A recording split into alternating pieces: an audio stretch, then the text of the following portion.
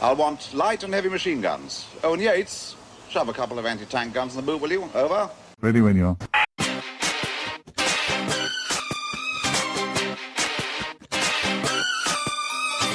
Pouting plants, paper parrots and prickly pick and mix, all on this 17th edition of I'll Explain Later, the Doctor Who podcast that is not bound by the tribal taboos of army etiquette.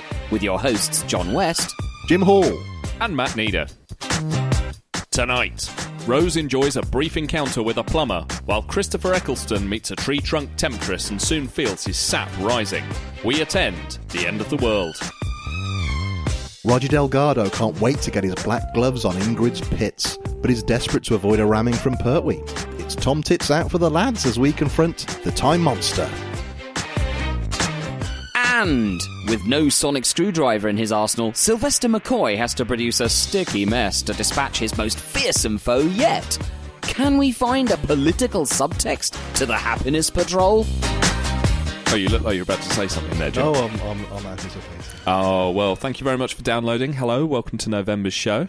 Good evening. Hello. And first tonight, it's back to 2005 for The End of the World, which I think is probably most notable for being the second ever episode of the revived series of Doctor Who. Christopher Eccleston as the Doctor, Billie Piper as Rose Tyler, and it picks up pretty much straight off where the first episode, Rose, leaves us. So Rose boards the TARDIS, the Doctor, sort of showing off really, isn't he? Decides to take her to the year 5 billion so that she can witness the end of the world, literally the end of the world, along with the great and good who are gathered on some sort of space station to watch the sun finally consume the Earth for the final time. But something is afoot. Sabotage. There's a saboteur on board, and the Doctor and Rose have to find out who it is who wants to kill everyone on board. So it's pretty straightforward plot. John, what did you make of this?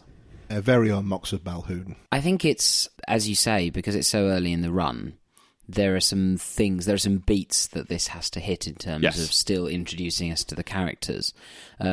I did think it was very exciting, the sort of previously seen on Doctor Who sort of montage that they had at the beginning. Of episode 1, yeah. Yeah, and it did bring you right into it, I thought, in quite an effective sort of doing way. all that stuff for the first time as well. I'm sorry, I know that's talking about the previous episode, but seeing the Doctor introduce himself, which, presumably for some of the audience that would have been, oh, that guy's the Doctor, yes. Which not taking anything for granted. Exactly. And, it's built on a very simple idea that the Doctor is still a very unsettling and frazzled character. We don't know why, but we begin to get more glimpses of why that might be the case. Obviously, he's the last of his kind, and he tantalizingly drops this idea of the war that ended his species.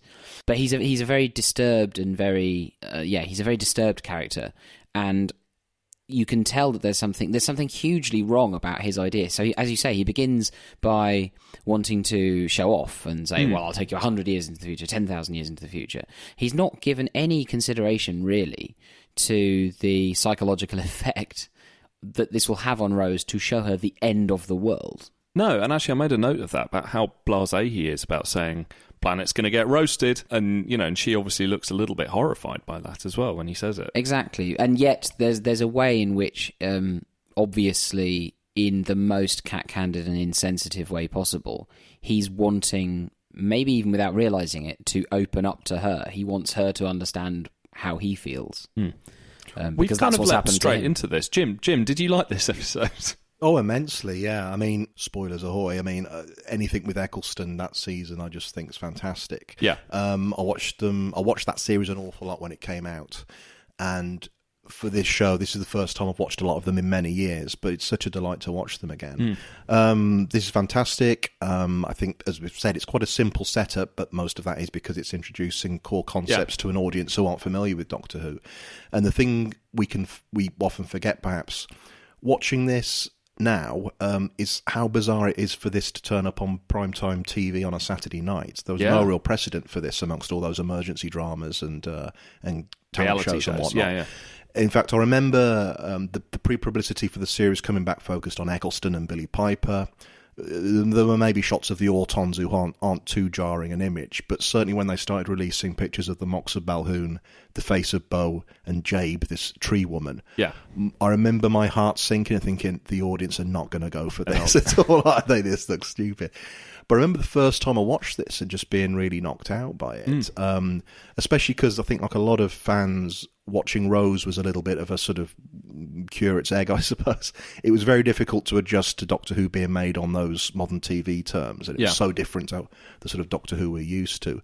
Whereas this, totally settled into the format by this point. Well, I mean, I think I'd sort of slightly advance that and say that it's, I think there's much. I like you. I love the Christopher Eccleston series. I think it barely puts a foot wrong, and I think it's probably my favourite of all the series of the revived series. Possibly because there is so much riding on it.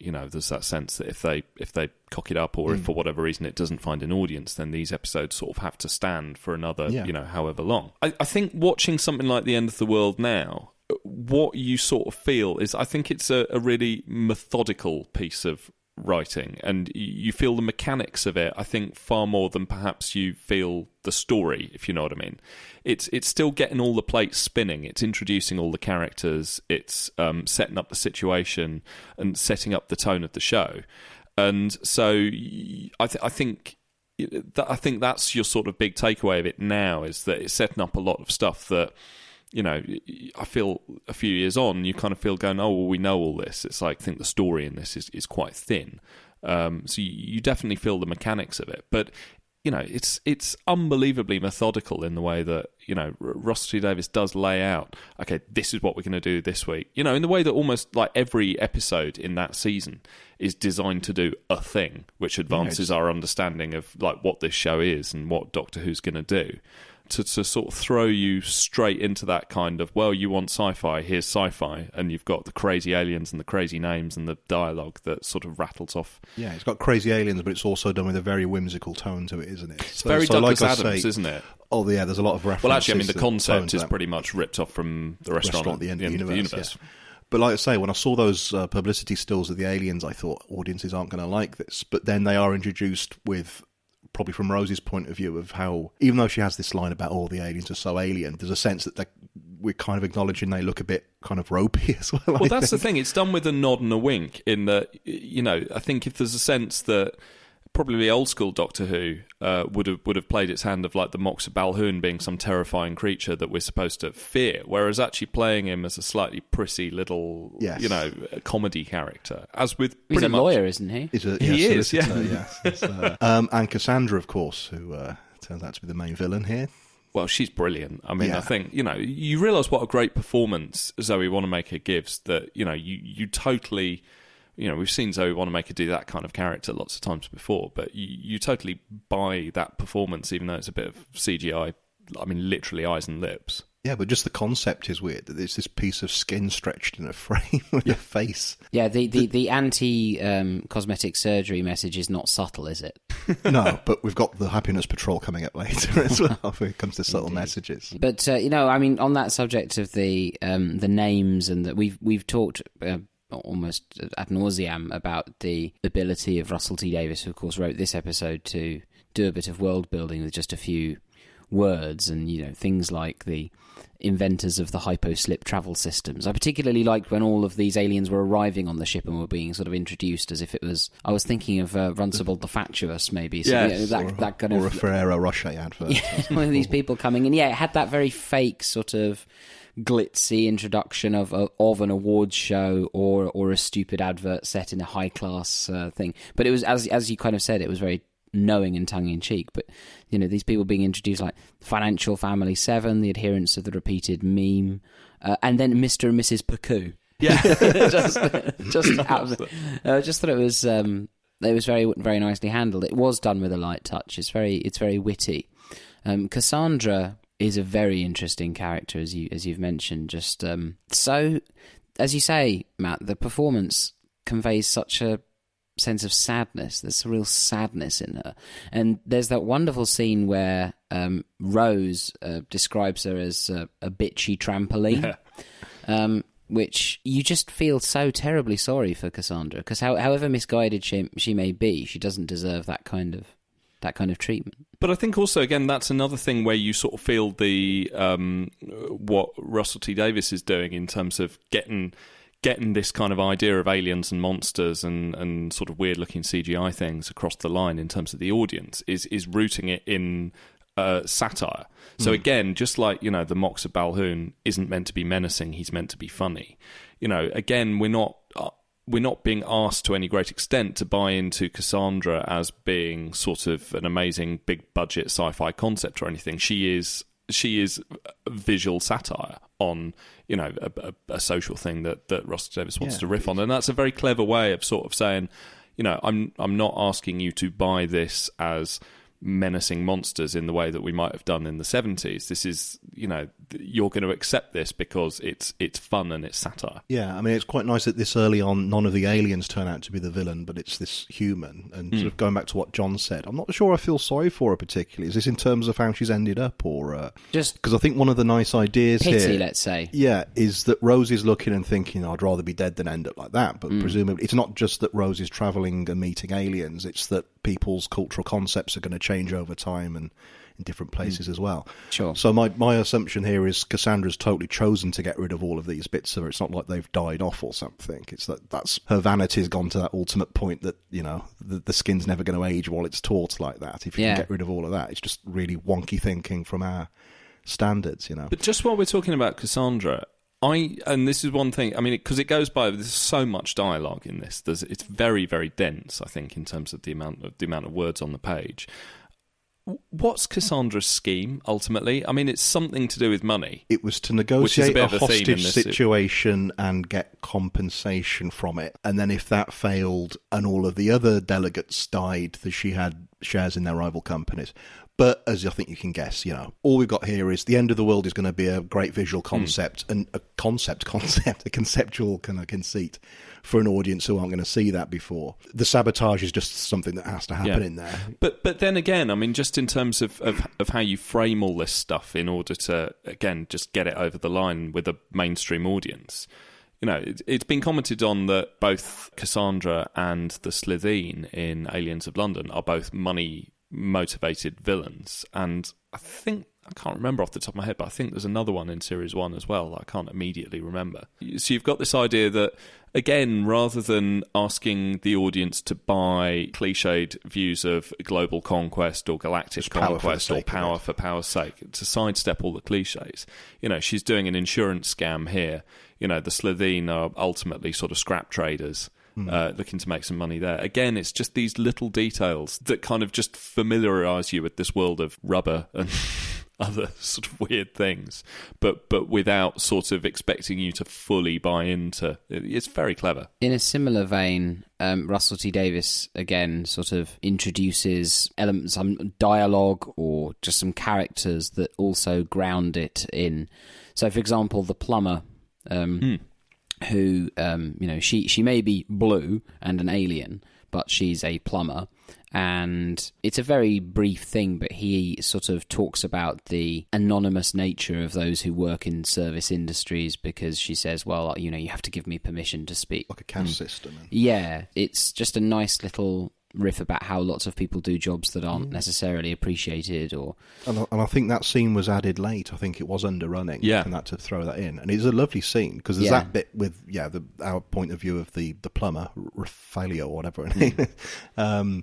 But Rose, that's when Rose has a little moment of crisis, isn't it? I think, I didn't really understand what I was getting into when I got on board here. Yeah, I mean, the first episode, Rose, which we're not reviewing here, but that very much centred on Rose and her reactions to the Doctor and the situation around her. Do you think it still focuses that much on her here? Because I remember one of the things I thought when I first saw this was it was weird that after that focus, this episode has a kind of, as the Peril Monkey quite a bit. She's sort of trapped in this room a lot, and it's almost like it's time for the Doctor to sort of become... get into the spotlight. Well, I think, this is an episode that is about getting under the skin of the Doctor a bit more, just in terms of her, you've sort of set Rose up as your audience identification character in the previous episode and dropped her into this situation. For me, one of the things that is quite striking about this episode, like now, 11 years on, is how it characterises the Doctor and how it uses the Doctor. That, again, sort of in how he's doing it with the monsters as well, Davis is really sort of consciously trying to wrong foot, or at least reorientate, both new viewers and long-term fans, their idea of what this character is. I mean, there's a lot of ground that he covers here that feels very, very new for the character. We've never seen him weep before. We've not seen him flirt in an awful long time. We've not seen him dance. He says, I mean, even little things like when he points up at the little robot thing scuttling up the wall, and he goes, "What the hell's that?" Which is a line that, you might have heard Pertwee say, "What the hell?" I'm not sure. But, it's all these things that are just designed to break off the idea that the Doctor is this sort of stuffed, shirted Victoriana type. And actually, weirdly, I sort of feel that, from the Tennant Doctor onwards, they've sort of gone back to a slightly more sort of received idea of what the Doctor is, not disastrously so. But, I mean, it's like you can see that with the character and how he's setting up the character, he's trying very hard to put a lot of clear blue water between what Christopher Eccleston's doing and perhaps your memory, whether you're a fan or whether you're just a casual viewer, of what that character is. And it's really striking. I mean, he's sort of aggressively trying to wrong foot everyone. And he really characterises the Doctor here as an unreliable hero. Straight off the bat. Unreliable in the sense that he almost forgets sometimes to save people, or he puts them in peril without really thinking about it. Taking Rose to the end of the world, as I said at the top, is an incredibly insensitive thing to do. Because he's showing off as well. I mean, that's made unambiguous. But I think it's also, as I said, because he's unwittingly wanting to reach out to her and explain a bit. Put her in his shoes, really. Yeah, exactly. Exactly so. Put her in his shoes to know what it's like, or to have some insight as to what it would be like to be the last of your kind, or to see everything you know go to waste. No, it is Jim. The focus is, I think you're right, is much more on him. But then they don't forget to advance the Rose character. No. I was going to mention the phone call back home that she has. Yeah. Obviously, Camille Kaduri, again as Jackie, as her mother, doing a wonderful turn, mentioning the money that they need for the lottery syndicate. And that's a lovely shot as well, actually. Sorry, just to emphasise the way that... Because they're doing that in front of... the phone call scene takes place in front of that massive window where you've got like the sort of the earth bubbling and about to explode, and sort of really exciting sci-fi stuff. I love the way that when we first see Jackie, the camera shot is from within inside the washing machine, and so you've got her just taking the laundry out, and almost just like the kind of aggressively mundane contrast that they throw in. It's really beautifully done. I mean, I think that is a key scene, the phone call, because again, this is introducing the whole concept of Doctor Who to an audience who wouldn't be interested otherwise, So that, I mean, it's not just... I kind of, I mean, it is insensitive of him to take Rose to the future to see her planet blow up. But at the same time, one of the big things here is that phone call and the idea that time isn't, well, not that time isn't fixed. You can go there, but go back again. Yeah. And then at the very end, or when she has that moment of going, "Oh, my mum died 5 billion years ago," and just trying to get her head around that. Yeah. And then the very last scene when they're back on Earth and just go off for chips, Yeah. And that really gets that idea across that time travel as this kind of bus service almost that you can go backwards and forwards. And also that the most important thing is the moment you're in, which I think is perhaps something we'll come back to when we discuss the time monster, especially some of the sort of more Zen-like ideas. I suppose one angle that I'm sort of quite keen to look at this from is, we've talked how very much, and explicitly what Davis is trying to do with this is set up a lot of the stuff for a mainstream audience, and quite rightly he is playing it at the mainstream. But of course, none of the three of us would have watched this as newcomers. What did we make of this as fans first time round? Because, like I say, there is a lot of stuff in there in the characterisation of the Doctor, and surprises and things like the destruction of Gallifrey, which, I mean, I certainly wasn't aware that was coming up as a plot arc before I saw it in this. It was a surprise, and I actually remember getting emails from friends who were kind of like Doctor Who but weren't fans, who were emailing me saying, "When did this happen? Was this during the McCoy era?" And I was like, as much as I do. Yeah. It was, but there was an assumption that this must have been something that was from the old TV series. I remember being a bit dubious about that, because, I don't know, there was just something about the Doctor as the last of the Time Lords, which was what I think while the show was off air in the 90s, I think that was one of the ideas for a film version. Was going to be I called think it was the Last working of the title Time. for one of those many. And I just thought it sounded films. cheesy. So I wasn't too taken with that when they first mentioned it. I thought, oh God, where are they going with this? But of course, as with Jackie and Mickey, they weren't just throwaway things. These are things that are going to come back and have some kind of spin on them. And ultimately, I think the Time War was one of Russell T Davis's great strokes of genius, really. Yeah. It was a way of saying to the new audience, you don't need to know anything about the past of this character. Don't worry about the continuity because this is kind of a fresh slate. But also saying to the fans, all that stuff happened, but also, potentially it's off the table. But also a way for everyone to emotionally buy into the idea of the Doctor, whether you're a fan or not, really. I mean, to actually give him some sort of emotional stake in what's going on. I mean, as I say, I think that scene, the one that always sticks in my head as I think one of my all-time favourite Doctor Who scenes is just that bit in London at the end where he just casually drops it in like it's a huge weight to say, it just says, my planet's gone. And it just throws it out there. But the one I'd forgotten about was the much earlier one where, and let's not forget, it's Jabe, the sexy tree lady, who is the one who says Time Lord first in the new series. When she is saying that, I tried to scan you and I couldn't believe it, and I just want to tell you I'm so sorry. And there's the close-up just on Eccleston's face, and like just a single tear falls out of his eye. You wouldn't have seen Colin Baker do that. No. Although I remember at the time wincing a bit that they were using the phrase Time Lord, because I remember thinking they could have got away with never ever mentioning all of this kind of stuff, and it's kind of weird to think that now. Because you almost think from a fan's point of view, the way he's so shifty and evasive about saying where he's from, you thought, are they never going to do this? I think it's a deliberate thing they don't mention Gallifrey that early, because it almost would be like, I'm a Time Lord, I'm from Gallifrey. It would be too much of an info dump, and so I think it's not till the second Christmas special they mention it's the Runaway Gallifrey. Bride. I'm fine with that, but I think that I kind of smiled to think of that, because that's how uptight I was at the time about, I don't want this show to be a major embarrassment, and I did think people are going to find this phrase Time Lord just too shonky, I remember at the time being really pleased with how this landed after Rose, because Rose, we will get to it, but it is so scattergun. You're going to say scatological. No. It is so scattergun, or at least it's very fast-paced and really drops you in. This then takes a step back and does introduce the Doctor. It focuses more on the Doctor, and therefore it sort of feels that as a 1-2, Rose and then this feel very balanced. Rose is sort of retrospectively balanced by this. Yeah. So I felt that this then was really good stabilizer and a really good base from which the rest of the series could then develop. So I was really pleased with it. I mean, some of the things that I find most pleasing about this whole era of Doctor Who is just how even incidental characters are very well fleshed out. So even against the backdrop of quite a lot of work to do to balance these two characters who viewers have only just been introduced to, there's still the time to flesh out Jackie's character, to flesh out Jabe, the sexy tree lady, the plumber as well, and the plumber as well, and the steward. He's and great. The steward, yes, the quite supercilious waspish, little, With Jabe, I wanted to mention, I thought her death was just so horrific. She literally burns up. Yeah, it's just really in a very tense scene. Well, the Doctor dawdles around. It was nice that her death was that horrific. I thought that's what you're getting at, was that the levels of violence were far more than you might expect in something like this. Yeah. But it gets across that concept that the nice guys don't win as well. No, exactly, and that's why he's not a reliable...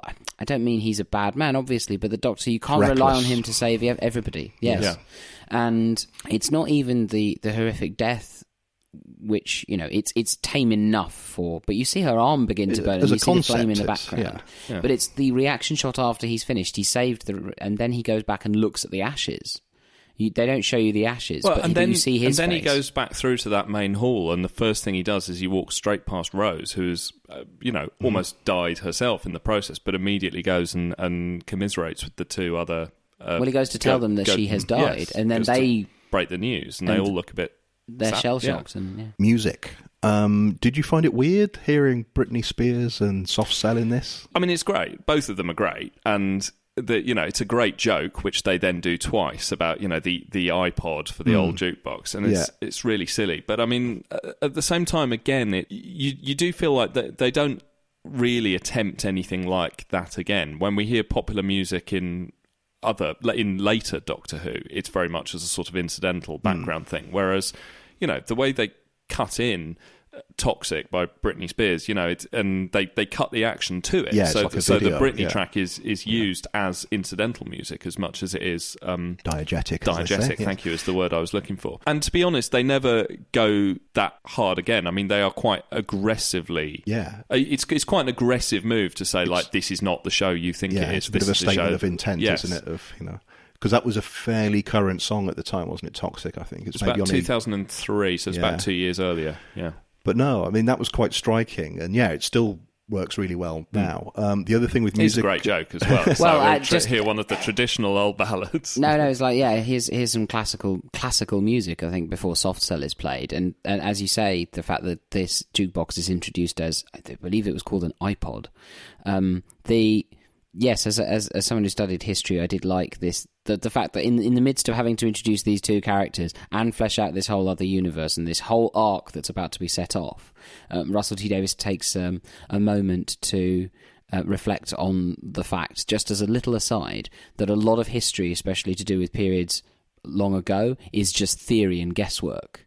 And that actually, it's very interesting that he would just, with a joke as well, and to do that in a joke and say, well, artifacts may be misrepresented. A lot of what we have in British Museum, we're theorising about how they may have used it, etc. Again, a way as well, a very clever idea of just getting a mainstream audience to hear, to understand, what stuff, to understand this notion of setting something in the far future.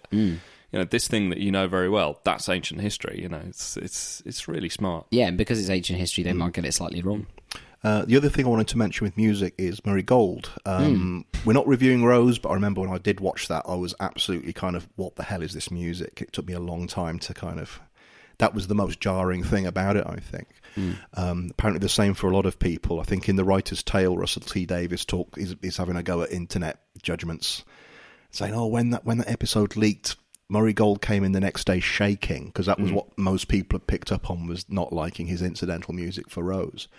I remember when I first watched this, thinking the music was much, much better, or maybe I just acclimatised to it. But had you noticed much difference? I mean, I particularly like in the kind of recap at the beginning, and when he's in the TARDIS saying, I'm going forward 100 years, 1,000 years, there's this kind of juddery clockwork stuff that you can imagine from a Tim Burton or something. But then the kind of theremin, it's not actually theremin, but it kind of sounds like that. It evokes soprano. that wonky 50s kind of sci-fi when they're actually going around platform one. I see, yeah. I thought Murray Gold's work here was very good, and I thought it hit the right notes in terms of the... Sorry, not necessarily in the right order. in terms of... But I mean, it really... captured the dramatic targets. The Doctor's theme, his sort of ethereal, mysterious theme. That's lovely, that. It's really beautiful. In this series, he is still using... Just to get technical on it, it's all done with computers and samples. He's not got access to a real orchestra. Whereas in later series, he's got the BBC... Welsh Orchestra or something. Yes, after the Christmas special, he can they up his budget so he can use some orchestra sessions. And I sort of think, I think his music generally I find to be a terribly mixed bag. I think after this series, mixed terribly. He falls, I think, quite easily into sort of generic sci-fi orchestral bombast. Whereas I think here, because his resources are much more limited, he takes riskier and weirder decisions, like the sort of drum and bass surf guitar kind of Girls Aloud style thing that he's got going on in Rose, and then the sort of sampled soprano that he's got going on here. And I think that, to be honest, feels much more in the grand tradition of Doctor Who. I mean, Doctor Who music has always been someone on fairly limited resources trying to innovate their way out of a problem, and 50% doing something amazing and 50% doing something completely unlistenable. And a lot of the time falling back on tried and tested kind of thing. Exactly. So I sort of think, to me, I find his music in this era a lot more interesting, just because it's less sort of just generic Hollywood blockbuster bombast. But not all. I mean, it's a lot of it sounds quite cheap. For me, the whimsy was really dispatched by that moment where the Doctor does nothing to stop Cassandra from exploding. Yeah. I mean, that's just... Everything has its time and everything dies. Yeah. Which, as the Doctor I mean, is that a worldview that the Doctor's espoused prior to now? Not especially, but obviously it changes from regeneration Yes, to of course. regeneration. But I'm going to it's say very at least striking, though. At least he does repeat that a few times. That seems to be the theme of the this season almost. And I suppose it does build up to Eccleston himself regenerating. Whether that was because now we're looking back on RTD's time on the show, and a lot of things that might seem like he had an idea from the beginning turned out to be just his solutions as he was going along. But that almost seems to pre-shadow. I mean, it's the Time War. It's things like the Gelth in the next episode. But ultimately, it's the fact that he's going to regenerate at the end of this season. A couple of other things that I thought stood out. You already mentioned the shot of Jackie through the washing machine. I thought this was notably well directed and well edited. Yeah, it's really good. Iris Lynn. Yes, I think I'm pronouncing that correctly. Yeah. But yeah, it did feel incredibly well put together. The other thing that I thought was really effective was the CGI. Yeah, it's really good. Those little robot things. The little spider robots still look terrific. Great. Well designed, but the execution's very good. It still holds up. They're based on a Philippe Stark orange juicer. They do look a bit like that, don't they? But not just those. Though for me, the spiders were the standout. There's a lot of character in their movement. There really is, brilliant, yeah. And the way, especially with the plumber, where the first one looks sweet and then it gets more and more menacing. Again, it's well shot and it's a great idea, but they are well rendered. But also just the sun, the space station, Cassandra. Yeah, Cassandra. All of it it holds up very nicely. I think it's still. I don't know. Turns out we've had quite a lot to say about this, but I think my big takeaway of this is just sort of a sense of appreciation of how effectively and how efficiently and how methodically it sets up the rest of modern Doctor Who. I think, the best is definitely yet to come. This isn't an episode that I revisit too often, but just as a way of getting the plate spinning, this is really good stuff. Now, we really have saved the best till last, because the final evil earthling to be examined by Doctor Who's greatest moments is the cosmetically enhanced Cassandra O'Brien. Oh, now, don't stare. I was sent the script, and it was so witty and naughty that I couldn't resist it. Back to 1972 for the finale of John Pertwee's third season as the Doctor. Pulse-pounding series finale. Oh, yeah. It's the Time Monster. The setup here... Very much the fuck it, that will do approach to titling an episode. I think the Time Monster... John didn't believe it when I said we were doing one called the Time Monster. The Time Monster. It's the Time Monster, yeah. The setup here, like I say, the end of Pertwee's third season, all present and correct. It's John Pertwee's the Doctor, Joe Grant, Unit, and the Master. Here... posing as Dream Team. Professor Thascales at the Newton Institute, where he's using as an experiment with the amusingly titled Tom Tit device. Why is that funny? Various reasons. But he's actually going to use this device to summon the titular or Tom titular Time Monster, Kronos. This is a 6-part story, and it's pretty much neatly divided. Oh boy, is it 6 parts. It's pretty much neatly divided with a battle of wits between the Master and the Doctor. The Master's up to no good, the Doctor's trying to stop him. A little bit of business with both rival Time Lords in their TARDISes in the middle, and then we go off to Atlantis at the end, where the Master's trying to get hold of a crystal in order to imprison Kronos. I'm getting a sense from you chaps that this isn't the favourite story of the podcast. And I've just got, before you say anything, this story's reputation is a bit weird. Amongst fans, the received wisdom is that it's awful. Right. However, I've read and heard various reviews when people have said, oh, well, fans don't like this, but I sat down with my friend or my significant other or whatever, and they quite enjoyed it. And I think it seems my like... My deaf-blind relative.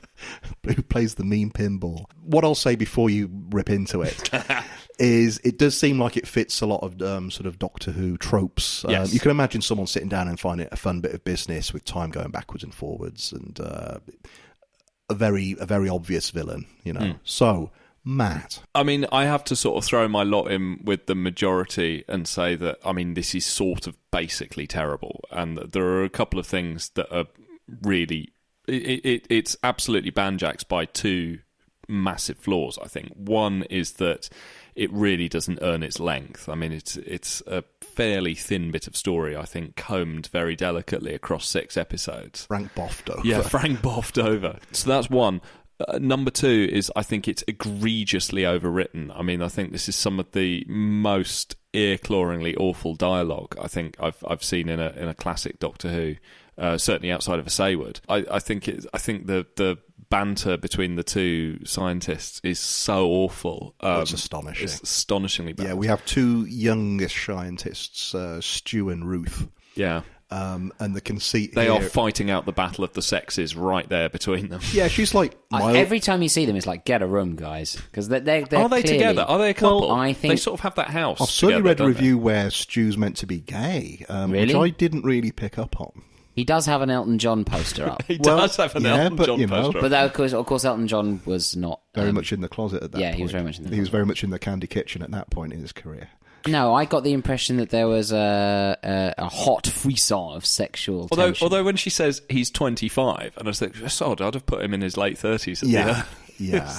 But they are those time extraordinary. experiments have clearly Yeah. taken their toll already. Absolutely. So I think this is overlong and slow and has some appalling dialogue in it. And I think those ultimately are the things that it never manages to overcome. I think it's both dull and quite irritating. But there is, as with everything in the Pertwee era, a lot to like about it. Plus, it's also, and I say this is a good thing because you have to give them credit for this, it's completely nuts. It's insane. There's some like absolutely bonkers ideas being thrown around all over the place, some of which I think sort of emerge perhaps out of incompetence, some of which emerge out of ideas that don't really go anywhere. But it's completely mad, and so I did rather enjoy the sort of strangeness of it. I mean, I've watched a lot of dull 70s Doctor Who in the past, and this sort of held me a bit more just because of its how weird it is. But sorry, I've rambled on a bit there, John. I really liked it. Really? I thought it was such fun. It is too long and it is overwritten in parts, but it is so nuts.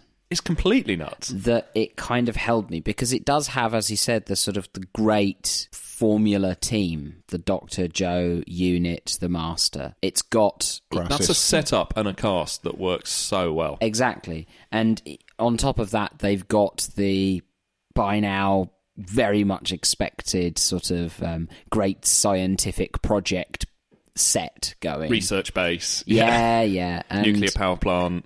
Drilling operation. Yeah. Fairly Stuffed incompetent shirts, guy civil at the servants. top of it. Yes. Easily incompetent guy at the top of it. hypnotisable. Yeah. Man comes to do a report. Yeah, man from the government, man from Whitehall comes to do the report with his beautifully mute sidekick Proctor, which is deliberate, but it's very sweet. The thing that got me watching this and then looking at the cast list, how many dozens of characters there are. There are so many. It's tough to keep up with them. And Yeah. Then we go off to Atlantis. Then we go later off to on. Atlantis, which, isn't magnificently rendered, although I quite liked the forum I wasn't set. wholly convinced, no. I quite liked the forum set, but yeah, you don't get a sense of... Actually, I quite liked the fact that it's a shame they didn't do it for all of it, because quite a lot of the Atlantis stuff they shot on film, Yes. which does look really good. Like I would say that the business in the maze, I think, looks very good, and also just the Atlantis scenes that precede the actual trip to Atlantis. The Doctor's dream at the beginning. Yeah, the Doctor's dream. That's amazing. I mean, that really grabbed me early doors in terms of You couldn't wait to watch the next 6 episodes of that. Well, I thought if it's all going to keep up like this, then I'm in for a treat. And sadly, I was let down. But yeah, the bit where and they've shot the Master, so he's towering over the Doctor, pointing at him and laughing and saying, "I am now your new Master." And there's explosions and volcanoes erupting And a crazy crystal. And a crazy crystal. And then the Doctor sort of awakes with a start. from, as Joe put it, a real Pippin of a dream. That's wonderful. Yes. It's another one of the dialogue decisions. But yeah, I mean, it gets off to an amazing start. I think as well. I mean, I don't necessarily agree that all of the... I agree it is a bit overwritten, but there are bits in it that I really enjoyed. I just kept writing down dialogue. Well, there are bits of it that I really enjoyed. Like, they... May God bless the good ship Women's Lib and all who sail in her. Oh, God. That's pretty notorious. Yeah, that's pretty bad. The Minotaur and all that Cretan jazz. But I think... Simmer down, Stu. There was some really good... There's evident chemistry between Pertwee and Katie Manning as Joe. Yeah, definitely. They're terrific. They just love hanging out together. Yeah, and when he's built this sort of time machine tracker device... And she strangely says, phallic-looking device. Looks like cock and balls, yeah. Yeah. And she says, well, it's not working because it says the TARDIS is only 1 foot away. And it's, but it's Venusian feet, always tripping over each other, the Venusians. Yeah. Oh, that was quite fun. That's very Russell T Davies kind of... absolutely. Kind of thing as well. Yeah. So I quite liked some of the writing. No, I don't agree. Well, Matt. that's the thing. So I don't agree. I think you're being... you're not entering into the spirit. A little bit prissy. You're not entering into the spirit of it. There are lots of wonderful bits of world building here. I love, for example, when they're doing all the business with the Tom-Tit device and moving a teacup, phasing a teacup from one room to another. And that strange phallic object as well. That they Tom-Tit stands for the transmission of matter through interstitial time, I think. That's Yeah. correct. It seems like that. Tom-Tit's a funny word, isn't it? Yeah, we're all agreed. Well, with it's got tit in it, but it's an old euphemism for a shit. Yes, of course, Yeah. and of course Ingrid Pitt's in it as well. So it just yes, very the much. number of rhyming slang. But there were, when they're doing the experiment and they're doing sort of, I love it when they do this in Pertwee Doctor Who, sort of the needles in the red, 25. 30.01, sort of... That's a weird counting. Yeah, just this crazy set of numbers that don't mean anything, but it just gives you this sense of something really happening going on. It is all over the shop, it's crazy, but it includes so wonderful little bits and pieces, like, for example, when the Master tries to trick Benton out of the room, and he's not fooled, so he leaves to make it look as though he's left, and then he climbs back in through the window and confronts the Master. Which is a lovely bit, because Benton says, it's the oldest trick in the book. Yes. And the Master, I won't explain the whole scene, but then when the Master... He basically says, look behind you. That's the oldest trick in the book. He's really flapped that this arsehole... Yeah. Sergeant managed to get one over on him. Yeah, he is. He is genuinely pissed off. He really is. Yes. And then perhaps my favourite scene in 70s Doctor Who of all time, the cut to of the Master sitting in a beautiful brown leather chair, drinking brandy and smoking a cigar. Chomping a cigar. The cigar chomping Master is brilliant. I made a fantastic. and him doing the Brigadier's voice as well. We've not heard him do that before. The bit where he makes the call to Benton. It's nicely done, and the receiver covers his mouth because they save time with editing afterwards. Yeah, no, that was actually smart. Quite nicely done. Yeah. I don't know. I suppose the only reason I'm sort of slightly...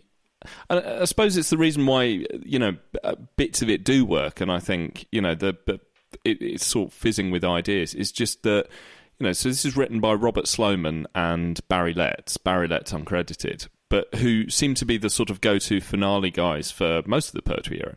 So if you think that they both wrote the Daemons the previous year, and then following year Robert Sloman writes The Green Death, and then after that the two of them again write Planet of the Spiders, all of which I think are very, very top tier Pertwee era Doctor Who, and they have a real sense of a finale to them rather than just absolutely, rather than just we've run out of stories, the one that came around last on the script pile. And I think it's just partly because I know that team can do so much better. It's sort of it's a shame that it's sort of I found quite shapeless and dull. But can we discuss perhaps Terry Walsh as the window cleaner? Well, it's quite wonderful. Because he has to do a bit of acting there. He does, doesn't he? Because he has to look astonished. Look astonished and then fall off. He's there for ages as well without them noticing. Yeah, and obviously the 70s, it was probably the high point of window cleaner drama. Yeah, Robin Asquith. Yeah, exactly. Yeah, if you could play window cleaner in those days, you were quid.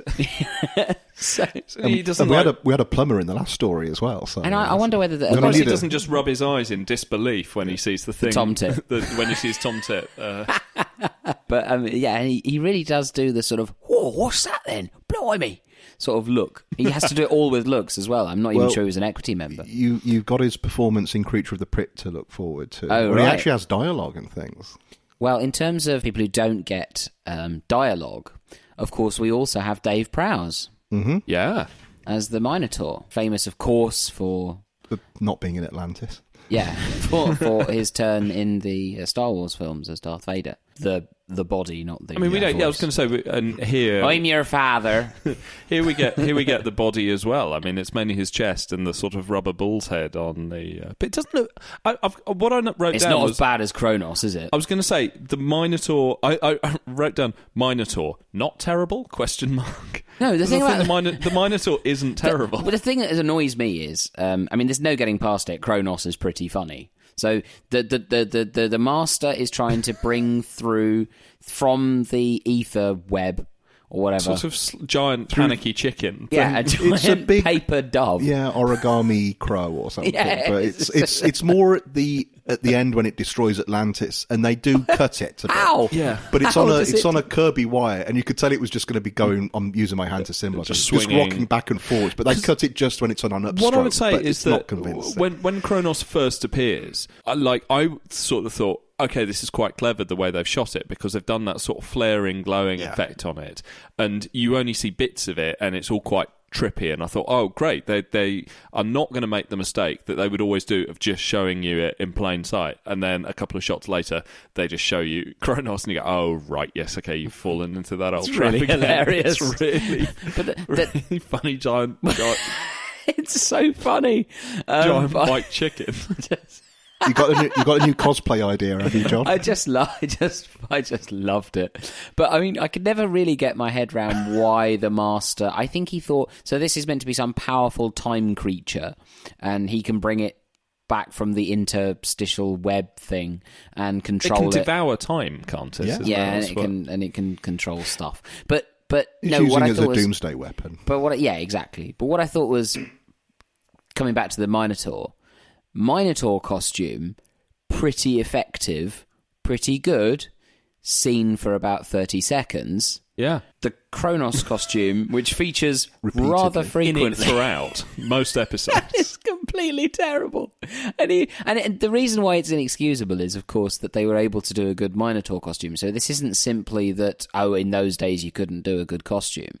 This is just a bad costume. I think even the fact it's Terrible. totally Hilariously white bad. looks like they didn't have time to spray it or something. It Still looks doing like it a just texture comes on it, straight isn't it? out and they'd wrap some paper around someone. Yeah, But, it's almost as if the rudimentary approach taken to naming the whole serial, the Time Monster, fuck it, I think the that's Time a- Monster. that's a great That title. approach has been taken right through to the design. The design. There are bits of it that I think just don't take anything for granted and work really well. It's a series of moments, of good moments, the Time Monster, I think, the joined gap up. between now and now. Joined up by some incredibly terrible bits.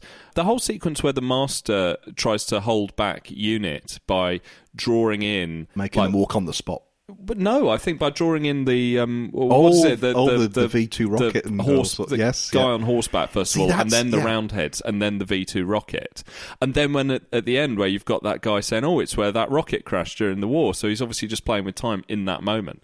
That works brilliantly. Yeah, Yeah, it does. I think when they say Such a great idea. casual audiences watch it and enjoy it, I think it's that kind of. Yeah, it's just nuts. nonsense It's like that just goes on. the Master is messing around with time, and here's suddenly some things from the past turn But yeah, up. that's And great. is that the cliffhanger to episode 3 where Yeah, the they think V2, the Yates V1 has rocket, been- the Doodlebug lands? Yeah. and it's a really, really neat bit of character writing that he's on the radio. I think you're going to say exactly the same thing as I wrote down yeah, here. the Brigadier's on the radio and he says, "Captain Yates, Yates. Mike." Yeah. And the fact that exactly he right. used his It's first really name. touching that he says Mike when he thinks he's died. Yeah, I think and that's that's so the- sweet. It's You like, know, that's it's really, yeah, it's very, it really is a very elegant, neat piece of writing. That. What do we think of what could be padding? Well, there's two Episode bits. 4. There's the episodes 3 through 6. the stuff with My sole note for episode 4 is filler. the stuff with the Doctor and the Master in their TARDISes time ramming each other, landing inside each other. Time ramming. Yeah. All that talk of time ramming. Yeah, no, I thought that was you're going to just I dismiss that did as like- filler. I I- think it's quite a good idea. All I that really like the nesting TARDISes inside Yeah, each that's other. That's a stuff. nice touch. Yeah. Although, again, I mean, the TARDIS interior looks terrible. I like Which the is fact a one-off design. I They like the only fact use that it- Joe says, "Oh, the TARDIS looks different." It's like, yeah, he seems to have nailed a bunch of plastic washing up bowls to the wall. yeah. Was it Barry Letts? No, who was the producer? It was Barry Letts, yeah. So Barrett, who is also an uncredited writer on Co-writer. this, right? So he was quite dissatisfied with this set. I wasn't think he? that's the idea. We And then didn't it got- come back again. Quite rightly. And then it got accidentally damaged, or some. Possibly, but given the next story is the Three Doctors, which uses the TARDIS a fair bit, you know. Mm-hmm. I mean, the bit I really don't like with it, because it's possible we may have got used to it over time, but the bit I really don't like is the fact the monitor is just one of the roundels. Yeah. Yes, it's pretty lazy. Whereas if you think the At least Three put an old Doctors, telly in or something. yeah, the Three Doctors have extensively got sort of Hartnell on the actual monitor. Oh, there, while so- we're on the subject of monitors, the Master's little Apple Watch. Yeah, the Master's video watch is Isn't great. that cool? Yeah. It's only in black and white though, for some reason. Oh, it's really cool. I thought that was a splendid little thing. The battery runs out after about 2 hours. The Master's, the Master's a bit more unhinged in this than we're used to the Delgado Master being. I mean, I know he's always got some pretty bonkers schemes, but in terms of, being sort of cackling and sort of triumphant, Yeah. I mean, he's Short-tempered. He's Yeah. got his own companion here, Crassus, who confused the hell out of me as a kid. In Doctor Who Weekly, they'd have pictures of the Master. And Crassus, why is he with a red Indian in this? I'm not really... Yeah, it's What's the going on? Is that the Time Monster? The Atlantis costumes, they never really nail a consistent visual vernacular for I them, think do they they? probably got things out of storage. You think? Quite possibly. Yeah, Atlantis. Do you Donald find that... Eccles as Crassus, by the way, is Yeah. terrible. I'm sorry. It's Well, just I'm not- appalling. He was my father. if you're listening, Yeah, I mean, I'm not... If Eccles is listening, I'm pretty sure he's copped it. I'm not. Yeah, he died in 1986. yeah. I'm It not was sure. I'm not sure what the point of it was. He there for exposition? Has the Master got such a complex plot that he needs someone to explain it to? Yeah, it was just pointless, I thought. That's absolute filler and padding and unnecessary. well, also, I mean, I kind of think the Atlantis business in general, I mean, it's sort of worth it for seeing Roger Delgado seduce Ingrid Pitt. Oh, that scene alone. He absolutely seduces her as well, and she really wants a bit. She really fancies him, and she makes that very clear that she thinks he's very attractive. He has the bearing of a god. On the subject of Tom... No, I can't say it. It's Decolletage. I think we have to mention Ingrid Pitt's decolletage.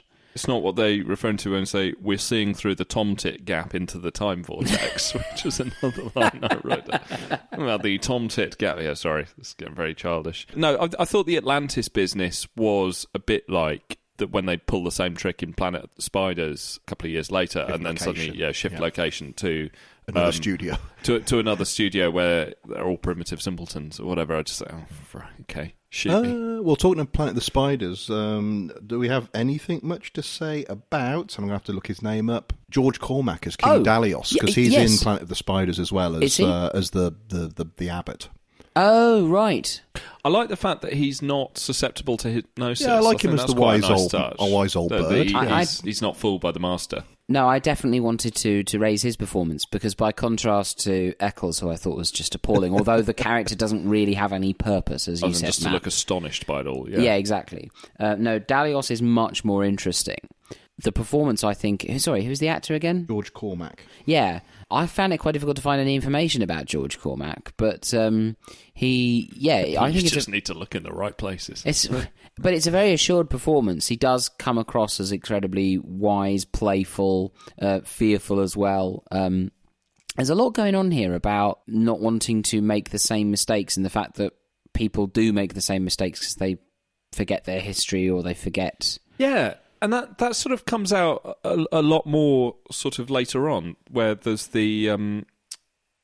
first of all, there's the bit in the TARDIS where the Doctor is speaking to Joe from the time vortex, and she says, "What are all those other voices I can hear?" And he says that they're my subconscious thoughts. Yeah, don't listen to all of them. They're not so they're proud. racist and sexist. Well, I'm not. It's me reminding myself to vote proud of Brexit. Yeah. But when he says it's very striking, isn't it? Yeah, I'm not so proud of all of them. And I found myself straining to hear if there was, but it's just noise. It is just noise. Desperately wanted to know, yeah. But then later on, where you've got the Doctor's sort of, I think it's probably the only celebrated bit from this story that people sort of generally across the board acclaim, where the Doctor tells the story about going up the mountain on his blackest day, and the day when he was clearly having some sort of crisis of some sort, which he doesn't explain. Yeah, it's really striking the amount of stuff that they give, that sort of self-doubt that they give the Doctor, which, Barry Let's getting his Buddhism in again. Yeah, absolutely. Yeah, big time. That's absolutely what's going on.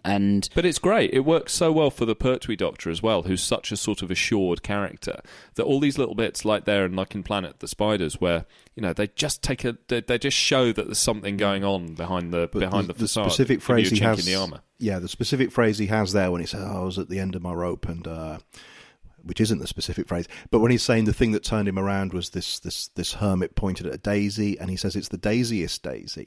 And I think it's Tatwood who points this out, but when Dennis Potter was dying and he gave this last interview with Melvin Bragg, he said, "Oh boy, you're looking out the window at the blossom, and it's the blossomiest blossom you could imagine."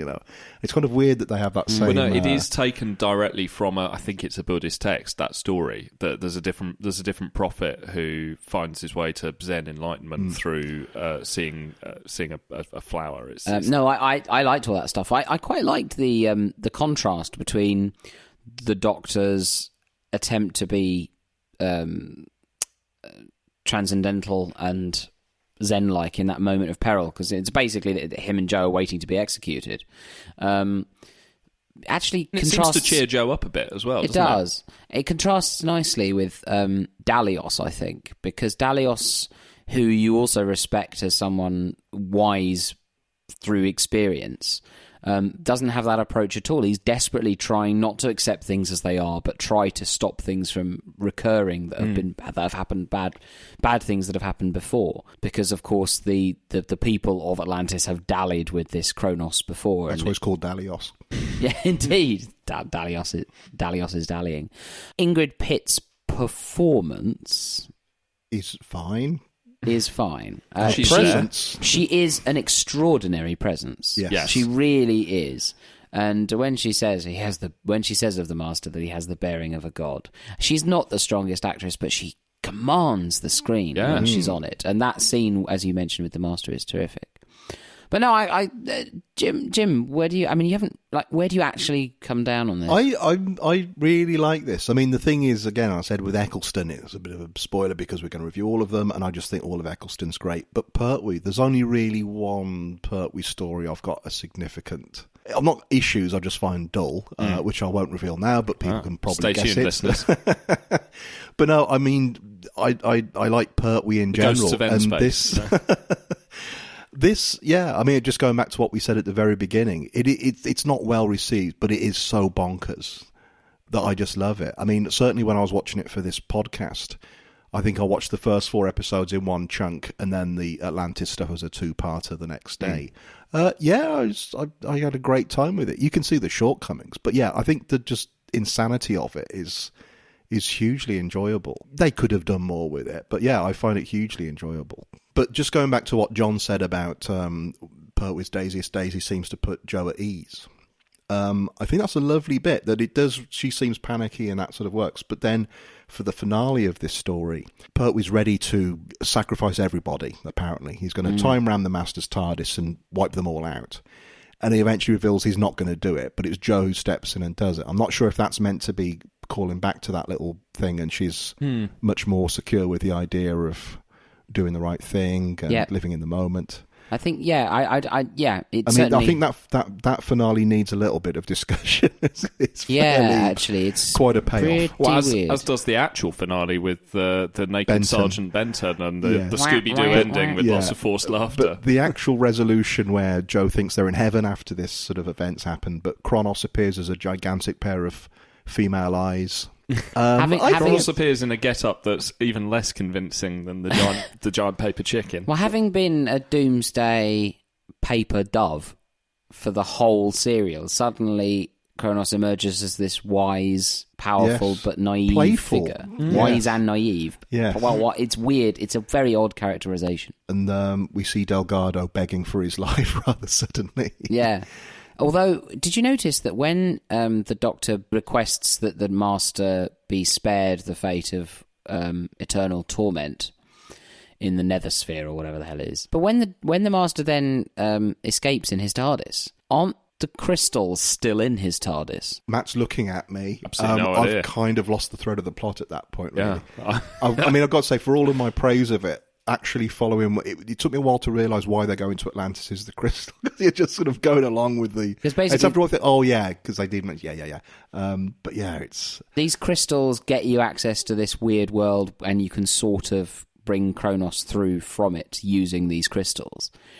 He spends the whole time wanting to get these crystals. He's got the crystals in his TARDIS, and at no point do you see those crystals leave his TARDIS. So just on a plot point, I know it's a bit anal, but on a plot point, he disappears, and at no point have the crystals been removed from his Just TARDIS. leaving it wide open for Chibnall to follow up in a couple of years. Absolutely. Well, Yeah. I'll just stop you wait. there. Fucking big I time. think Craig Hinton wrote a sequel story called The Quantum Archangel, Oh, right. which I've not read, but I think that may put your mind. Maybe at that's rest. where it starts. Yeah.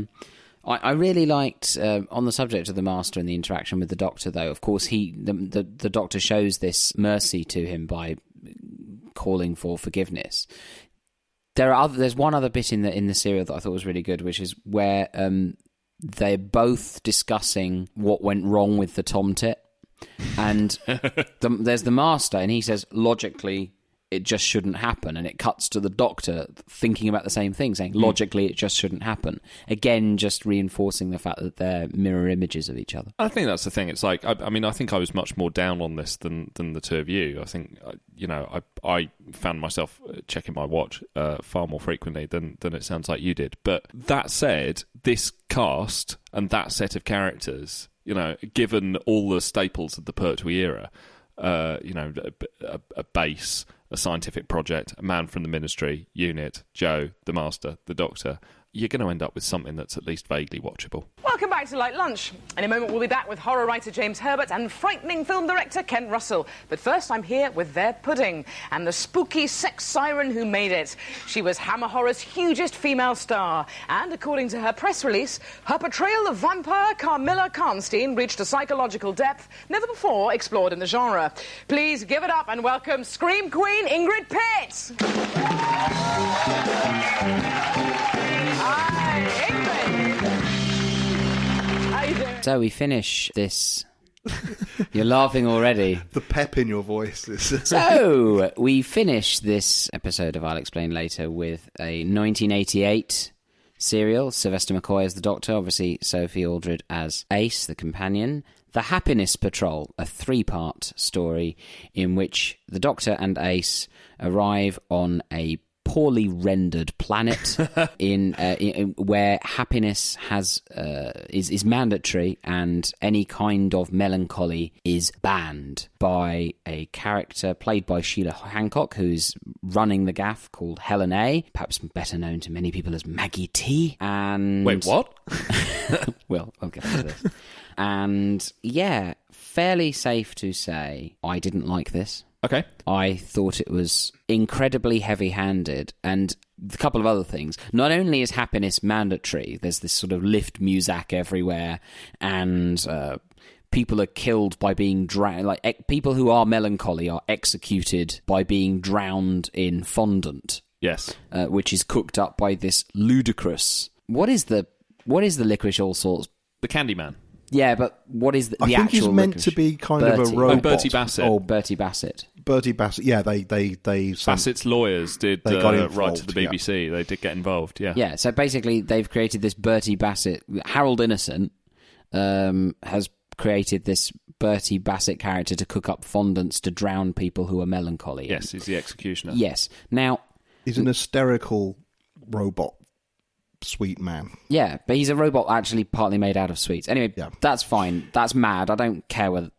That's not my issue with this. My key issue with this is that it is clearly, like Sheila Hancock in the broadcasts that she does as Helen A to the population, she even affects a Margaret Thatcher voice.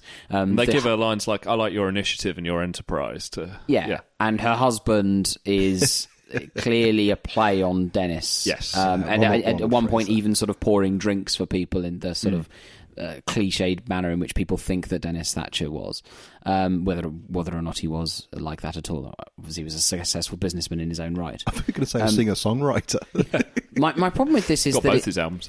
It's clearly aiming to be a satire. Yes. And it is aiming to be a satire of what? Because it takes aim at Thatcher and Thatcherism, but really this whole central concept of happiness is mandatory and you mustn't go away from that. Well, this is the thing. It's a satire that doesn't land. It's not clear what its targets actually are. It's incredibly scattergun, and that's the thing, is that it's... I think I possibly like this slightly more than you, but I will concede that its flaws are... it's incredibly flawed. It's unwatchable television. I'm sorry, it's bloody unwatchable. I know, you see, I disagree with you. No, it's utterly unwatchable. There is nothing redeemable about this at all whatsoever. The dialogue is leaden. It is all this usual crap that you associate with this era.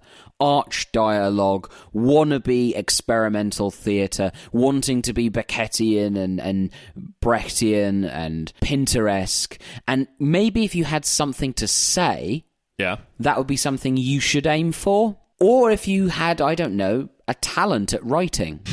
But this apparently is a talent that Graham Curry lacks, or that Andrew Cartmel has beaten out of him with his appalling inability to edit this script into something that really could be said by people. Look at the calibre of actors in this. You've got Sheila Hancock, you've got Harold Innocent, you've got... Who else in it, Jim? Is it Ronald Fraser and Richard D. Sharp, of course. Oh, Richard D. Sharp as the harmonica-playing bluesman. I can't even begin to... How did this make it onto television?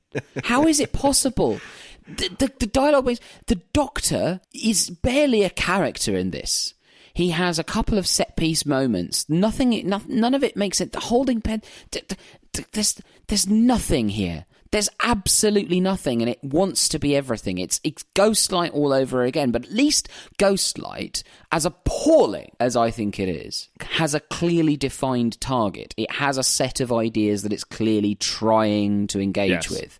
I don't know what this is satirising, and apart from the guy who was executed bearing a pink triangle, which I know has been written about as maybe pointing to a gay liberation subtext here. But if that is the subtext, it is not sufficiently well rendered as to make this a clear and definitive and landing satire. I think this is the thing, is that it absolutely hoists itself on. I mean, it's clearly unmistakably meant to be a dystopian satire on Thatcher's Britain, but in welding itself so heavily to something that is clearly meant to be allegorical because it's so artificial, this notion of happiness being the only way forward and anything otherwise being outlawed. You can't buy into it because you can't get a handle on what that in is of itself meant to represent. It's such an artificial, such a sort of writerly concept that it needs to represent something. And so my thought on it at the start was that it was probably, and how I'd sort of always understood it previously was much more from the sort of gay rights angle, was that the idea was that happiness, quote unquote happiness, within the world of this story is nice traditional heteronormative relationships, and anything else that falls out of the bracket is outlawed and considered a threat to stable society. But that's it really, it sort of contradicts itself all over the place and doesn't really land that as an angle. And then there's obviously, the repressed workers angle. There's the business with the people in the pipes that I'm not really sure who they're supposed to be and how that ties into anything. It sort of thinks it's such a clever idea for a satirical allegory that it doesn't actually aim its guns at any one thing. So ultimately, we've used this phrase before to describe Ghostlight. It becomes an incredibly sort of sixth formy kind of like, boo, down with Thatcher. Yeah. And then on top of everything else, if just from a televisual point of view, the sets are just fucking appalling. Doesn't look anything, it's just a series of bits of cardboard and darkness. That's it. We should probably let Jim speak. No, let me finish. The other thing, and then you think, how much money have they bloody well spent? How much money? Well, I'm afraid that's all we had time. No, how much money? Just stupid production decisions. Like, the fucking Candyman. This Bertie Bassett figure is just absolutely crazily, stupidly ridiculous, and not in a good way. I like the Candyman. No. Stop, please. I mean, for God's sake, it gets stuck to the ground because there's some lemonade on the floor. I'm sorry, This is just fucking absurd. It's irritating beyond words. But then just production decisions. So, for example, you're talking about the little creatures that run around, like they look a bit like the Sand People or whatever. Well, they look like somewhere between Robin Cook or Jeremy Corbyn, I find. Yeah, with a soupçon of Yoda, right? So these guys, how many of them? There are about 10 or 15 of them. They've all got masks. They've all got costumes, hugely expensive. They've got that really quite well rendered dog, which must have cost them a fortune. But they haven't then got a decent, but the money's gone on those things, and it doesn't seem to have gone on. And the little troglodyte people, you see them for about 25 seconds. That's one thing about this era. Strange is production decisions. Yeah, I mean, the prosthetics and animatronics do sort of take a bit of a step up in the McCoy era, I think. So, yeah, they do render that sort of stuff quite well. But then everything else looks so bloody cheap. Yes, it's not a very good allocation of resources.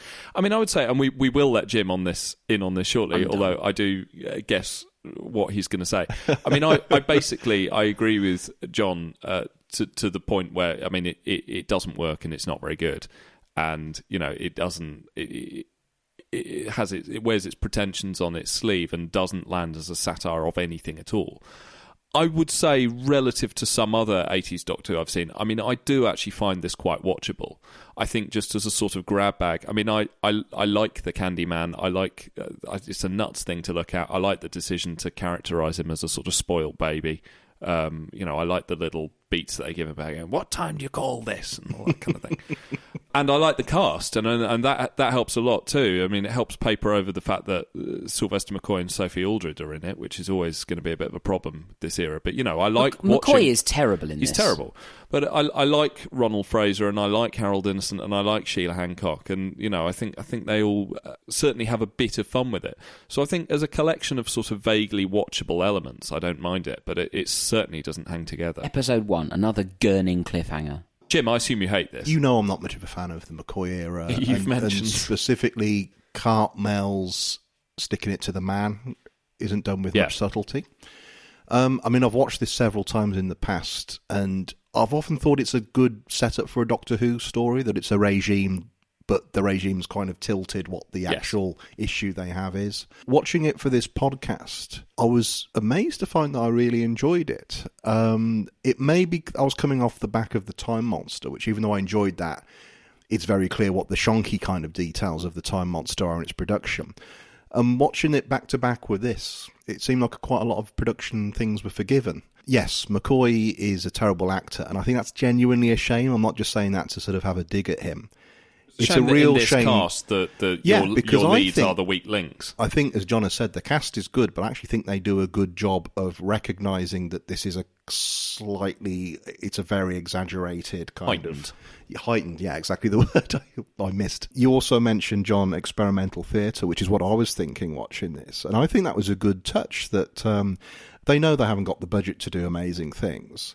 And At least I like they the turn fact, the lights down exactly. rather than have it all lit up like a Christmas tree, which is what they'd have done a couple of years earlier. Yeah, it might seem an odd thing logically that it's a planet or a colony where people have to be happy, but the backgrounds are grey and black and white. Yeah. But that kind of works for me, I think. It really did feel like a lot of left-wing theatre from that kind of...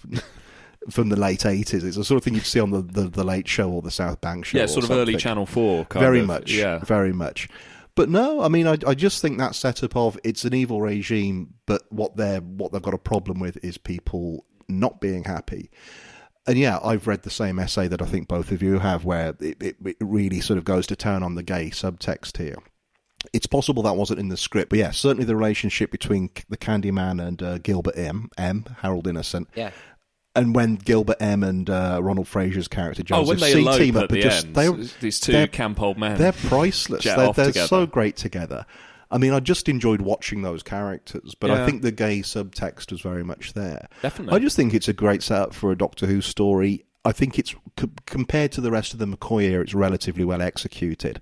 I do really like the Candyman. If anything, it's a shame he doesn't get to do much. He just rants and gets stuck to the floor twice. Well, literally, he spends most of it stuck to the floor. I'd love to have seen him actually killing people, or we get him. He sort of drowns the guy earlier on. But no, overall, I think they take the limits of the budget they've got, and I think they do the something script they've got. Yeah, I mean, I can't excuse it that, but I think my main point is watching it next to the Time Monster, which has limits. It fits it now. The McCoy era is looking like it fits into classic Doctor Who's many limitations, and it seems like it's been welcomed into the fold for me a bit, rather than this weird aberration at the end of its run. Yeah. And this is dead centre of McCoy's run, isn't it? It's the 6th of 12 stories. There's a couple of things that John threw out there which I would completely agree with, and I would also say, I mean, I've seen this, probably seen this maybe like 3 or 4 times. Once was about 20 years ago, where I really enjoyed it first time out, and it's been significantly diminishing returns every time since. Although I still find it quite watchable. But the point John raised about the Doctor being so incidental in it, I think is huge, because that really struck me last night. I mean, it's sort of weird, although a hallmark of the McCoy era, that he sets out his stall that he's a man on a mission at the start. He's saying he's going to do it in one night. He's heard rumours, and so he's going to bring down this regime in one night. But actually, he doesn't really do anything. There's a protest going on who he manages to persuade to come to the forum at the right time in order to cause a bit of infighting within the Happiness Patrol. And then he indirectly kills her dog. And that is it, the extent to which, the sort of Machiavellian pulling of the strings. Which then, when combined with how sort of heightened his dialogue is, and how overwritten the entire thing is, terribly overwritten, it crumbles a bit under the weight of its own pretension. I was watching this and thinking that this concept would have worked quite nicely with Hartnell or Troughton. Would you agree with that? Or definitely. Other Doctors even? Or yeah, well, I mean, it's got the whimsy more of the 60s. We looked at the Macroterra last month, which is, again, somewhat different slant on it. But yes, this kind of outpost colony kind of thing that's got something deeply sinister going on beneath the surface. And yeah, you can totally, I mean, I'm not sure if Hartnell would have necessarily run with the gay rights subtext, but it definitely has that vibe about it. But I don't think it needs the gay subtext. I mean, I'm just saying I like the fact that no, but I slightly agree with John, though, that it needs a subtext. I mean, that's one of many readings that you can put onto it, and I think there are certainly at the writerly level as well, not just the production level, the extent to which that has been written in but is not carried through. Likewise, the workers, the repressed working class as well, the protest because of poor factory conditions or something, which seems to be an entirely separate problem, completely cut off from whether or not they're happy or not. It's like that the factories are horrible as well. It doesn't land any of that stuff because it ultimately doesn't add up into like, well, what are you saying other than the fact that you don't like Thatcher? Yeah, it doesn't. It's not even that it doesn't land. It almost is that it doesn't even take aim at any particular. Like I said, with Ghostlight, you at least knew what they were trying to say. In fact, in nauseating detail, you were clear on what the themes were they were exploring. Apart from, well, Thatcher, it's so self-evident that, and God only knows an anti-Thatcherite satire is going to be catnip for someone like me. But even as someone perhaps predisposed to enjoying what it was trying to do, my ideological G-spot teased by such a piece of television. You're anti-Pinochet as well, though, aren't you? Indeed. No, but even as somebody, likely to statistically primed to enjoy this kind of thing. You're on the same team. Yeah, I just didn't see where this was, what it was aiming for. No. And therefore it just didn't land. And I suppose this is one of the things that, I mean, we've talked a few times about, the sort of attempt to slightly unsuccessful and embarrassing attempts to try and have a bit more sort of political nous in the McCoy era, or at least to take on more sort of ideological positions. I think I was sort of racking my brains about this last night when I watched it. I think this might be the only McCoy story that is explicitly about taking a political position versus stories that have social or political themes bolted onto them. So, for example, Remembrance of the Daleks is very much like a Dalek shoot 'em up, but it kind of takes into account a lot of It issues. teaches us that racism's a bad thing. It does, and then perhaps sort of some of the season 26 stuff is more kind of the kind of coming of age, sort of sexual awakening themes. It also teaches us that war is a game played by politicians. But I mean, but do you see what I mean in terms of? In terms of saying, like, right, we are doing a political story versus doing a different story and then writing very although again, the fact it's 30 years old now, nearly, I just find that quite charming, really. I just think it's a classic Doctor Who kind of taking on the regime thing now. At the time, it's another blind alley for the show to wander up in the 80s. Yeah, but it's the same as the Sunmakers or one of these kind of shows, except, and I mean, even in that, I'm not sure if you've seen the Sunmakers, but that's a sort of anti-taxation thing. To the extent the villain in that's meant to look a bit like Dennis Healy with these big eyebrows, although he doesn't do an actual physical impression of him in the way that Sheila Hancock does here. John, you don't like the sets or the Candyman. John's shaking his head at the microphone. You look absolutely miserable. That was a sterling performance earlier, given you what a stonking hangover you've got as well. Yeah, no, this was definitely the black coffee slap in the face that I needed. What about the rest of the design or costume work here? I'm talking about the Happiness Patrol themselves, who are generally middle-aged ladies, very leggy middle-aged ladies with kind of pancake makeup and wigs. Yeah, and sort of almost like Candy Striper. What do you call them? Like in the States, the Candy Stripers, they sell their charity kind of. Yeah. There's a weird kinky Candy Striper thing going on. Working for you or not? Not really, no, Jim, I won't lie. Okay, I thought a lot of the design, I thought the costumes were actually, I thought Sheila Hancock's costume and her hair was terrific. I didn't think those costumes necessarily worked on the Happiness Patrol. I think the wigs in particular, I quite like the sort of grey Max and whatever else it was. The very opening scene of episode 1 is the best part of the whole thing. The very noir, third man-esque sort of intro. They sidle up to each other. Silas P. Yeah, Silas P. The undercover government man. Yeah, exactly. That's far and away the best thing, and there's a sense of furtive sharing of certain ideas. You don't know what they are yet, so you're still interested at that point. In terms of the design, I mean, the oh god, who's the harmonica bluesman? What's his name? Richard D. Sharp. No, but what's the character's name? Earl Sigma. So Earl Sigma, this harmonica bluesman. He's wearing a very ill-fitting suit. But it's very 80s, though. That's the Miami Vice thing. But even so, it's just so... I don't know. I mean, there's actually a bit where he and the Doctor busks and McCoy does his fucking spoons. I can't... if I had been No, but anywhere... the bit where he sings As Time Goes By is worse than that, though, Oh, to be God. fair. That made it to screen. That's it's very no bad. mistake that this thing got cancelled the following year. I mean, it needed to be killed. It was like putting down a dog with cancer. But is this? I mean, as a sort of broader point, and I suppose this is the thing that I keep coming back to, is that I don't think this era works, and I'm certainly not getting a huge amount out of the stories. I find them to have varying degrees of watchability.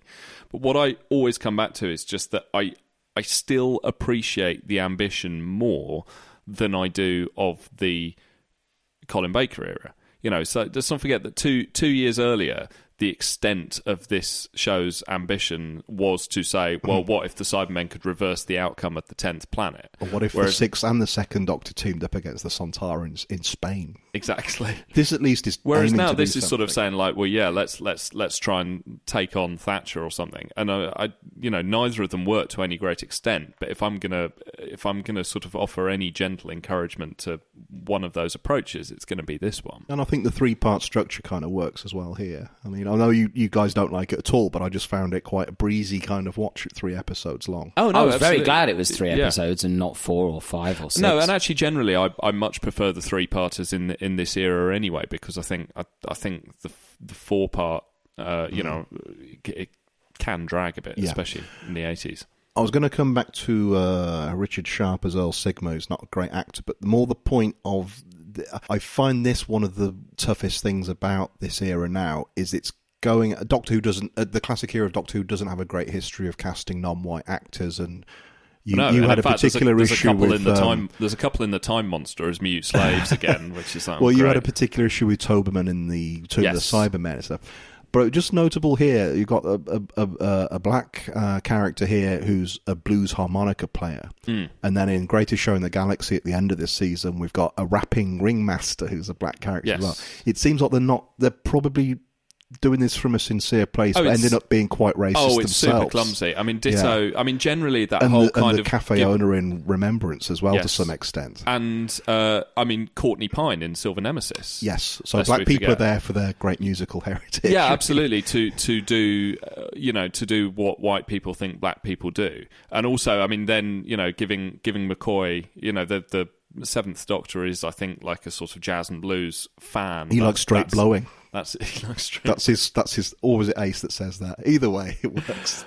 But no, I mean it comes from a good place in that it's nice to see black actors in Doctor Who not playing slaves or villains. But my God, it's patronising. In terms of it's like this is what white people think black people are all about. Some of the gender stuff is also quite clumsily done. I mean, obviously, Sheila Hancock as the leader. Those two guards on the roof who talking about how the women get all the best jobs. Yeah, but that's not the worst part of that. I don't think that's. But also, you actually, I've nailed what I didn't like about the uniforms, the Happiness Patrol, was that.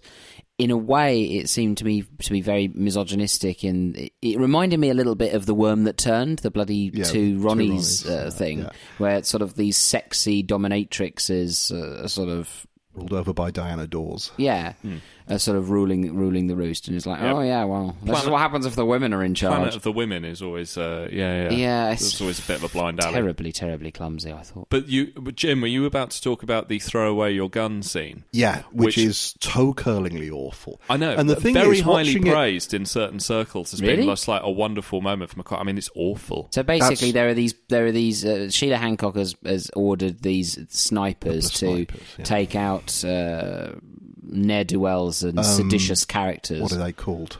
Curfew breakers, I guess. Yeah. And so they're up there, and the script bloody curry.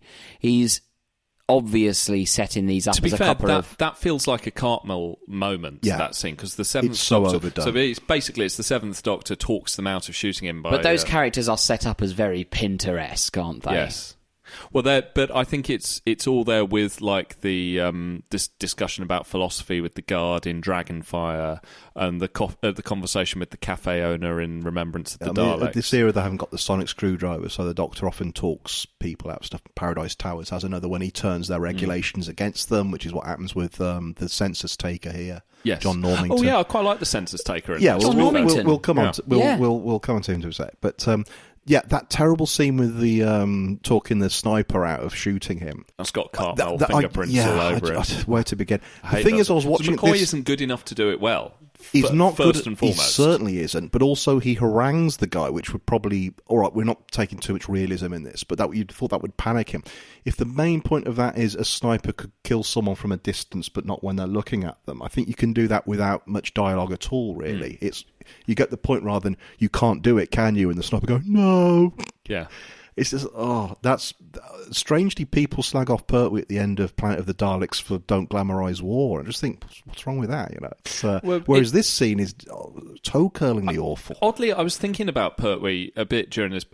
partly because I was wishing I was watching a Pertwee, but there's always that thing that John Pertwee always insisted that the writers gave him moments of charm, quote unquote. So he would have a little bit where he tells a story, like the visiting the teacher, visiting the monk up on the hill in the Time Monster.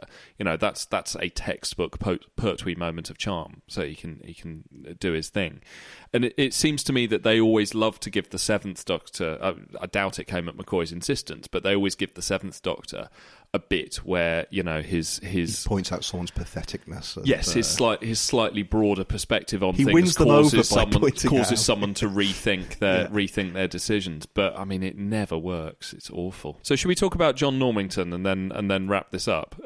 Because I think we've said all we've got to say about it. So John Normington was the He was Morgus in Caves of Androzani, which I have seen. He's the census taker here. He's a very good actor. Well, he's versatile because they're certainly very different kind of characters. Very, yeah. But I think I think there's a sort of heightened... But what's the purpose of the census taker here?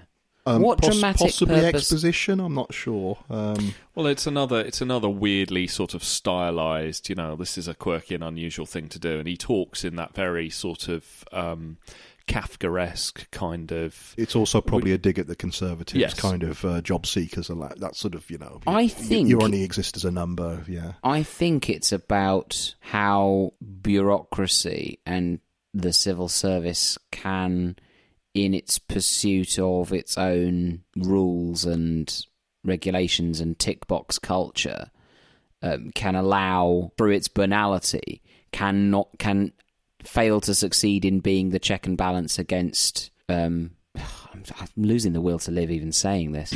But how bureaucracy... Because, for example, at one point you think the census taker is quite a helpful and interesting character because he says, well... during the failed execution. During the failed execution, because after the failed execution, he says, well, actually, under the Galactic Constitution, if... The equipment fails, you can't. If the equipment fails, you can't use it. But then he reminds them, but you can use different equipment and kill them another way, so that's fine. So I think, to be fair, yes, I suppose the banality of bureaucracy and the fact that it doesn't necessarily act as the check and balance against tyranny that it might or should is I suppose, the point of it. But again, it's not really... Well, I sort of think the only noteworthy thing about the character is that it is another good actor sort of having... Squandered or having a bit of fun with the material. I think the limited material. And it's a nice touch when he comes round after listening to the harmonica as well. I think, that's nice. He enjoys the melancholy of it. One person that this serial appears to have had a great impression on is the erstwhile Archbishop of Canterbury, Rowan Williams. Really? Who, in his Easter 2011 sermon, said, some of you might just remember an episode of Doctor Who a couple of decades ago called The Happiness Patrol, where the Doctor arrives on a planet... Guys, it's tough for him. Where the Doctor arrives on a planet in which unhappiness is a capital crime and blues musicians lead a dangerous underground existence. But less dramatically, most of us know the horrible experience of a family outing where things aren't going too well, and Mum or Dad keeps saying through ever more tightly gritted teeth, "This is fun, isn't it?" Wow. Yeah. So it obviously made a lasting impression on he wasn't Archbishop. a Coronation Street viewer then. No, he's one of the few people. I had no idea that he... But maybe he's right. Maybe it is. Maybe the whole thing is about underground blues. I don't mind the score on this, actually. Sort of all the plaintive harmonica. Given how bad the McCoy era's soundtracks often are, this works pretty well. So this is Dominic Glynn doing the soundtrack here, isn't it? John, would you like to see the Candyman back, reimagined, rebooted? Well, thankfully, as Matt pointed out, the Bassett's lawyers, I think, have... rebooted, though? They could, you wouldn't recognise the Silurians in the new version, would you? No, I wouldn't like to see the Candyman return, Jim. No. Okay. Wouldn't you have liked to have seen at the end of the Pandorica Opens when there was the big sort of legion of the Doctor's most awesome enemies? Yeah, no. I would have loved that if it'd just been there in the CGI can do anything. What time do you call this, Gilbert? Oh no, I mean, I can't disagree with anything that John says about this. I don't. It's been lovely to hear John on. It's not good. It's not good. And if I was being intellectually honest, I would agree with. I would have to assume John's position. That sounded a bit odd. Okay. God, make it sound like I'm sat here. Is there a bit of subtext to this story? But I don't know. I've found a lot of 80s Doctor Who to be unwatchable, and I found this pretty watchable. If not good, and it certainly passed 75 minutes for me relatively uneventfully. Happiness will prevail. No, it really won't. Well, what we're seeing today is Bertie Bassett, who's been a national icon for Bassett's Licorice All Sorts for 80 years now, and I thought after 80 years it might be nice if he had a girlfriend, and if for a girlfriend, why not a wife? So we're giving Betty a big welcome and Bertie a big birthday celebration by marrying them here today at Sheffield. Show 17 in the can. Done. Thanks for listening. Thanks for downloading. Come back next time for December. Yes. It's Christmas next month. It's a Christmas month. And we've got a Christmas bonus, haven't we? So yeah, we got something very special for you. We've got our usual show, but you might find something else under the tree. A second episode. We're not going to come around and take a dump or anything. And also, we're not. It's a time of miracles. Also, we're not going to come and leave it under your tree. It'll be in your iTunes as per normal. Absolutely. Yeah. So yes, we look forward to that. Yo ho ho. A time of much happiness. Absolutely. Happiness Until will then. Prevail. Well, until then. Yes. Review us on iTunes. Oh yeah. Send us an email. hello@illexplainator.com. Drop us a message on Facebook, facebook.com/I'llExplainLater. It's really easy to find. Tweet us @ExplainLaterPod. Track us down in the streets. Tell us how much you enjoy the show. Yeah. We should do a listener drinks at some point as well, We should, shouldn't we? because, I used to do those for my old podcast. That was good. That's how you and I met. So Exactly. who knows? I could meet someone and we could carry on to do our Blake 7. A different podcast. Yeah, a different podcast altogether. Let's tentatively think about doing that then at the start of next year. Yeah, nice way to either while away or increase the January blues. Come and sit in a pub with the three of us. Let's compound those January blues. You can Come ask and John more questions about Kinder and the Happiness Patrol. Take John to task. Okay, on that bombshell. See you next month. Goodbye. Goodbye. See ya.